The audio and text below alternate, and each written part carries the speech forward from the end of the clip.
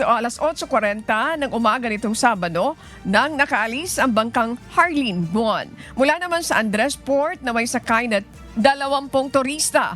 Bandang alas 10:12 ng umaga, nagpadala ng SOS ang mga pasahero dahil may butas umano ang bangka at ito ay palubog.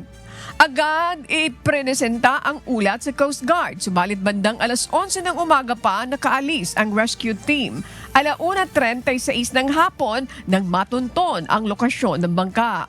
6 na pasahero lamang ang unang na-rescue dahil limitado ang kapasidad ng rescue boat, habang 14 ang naiwan sa lumulubog na sasakyan.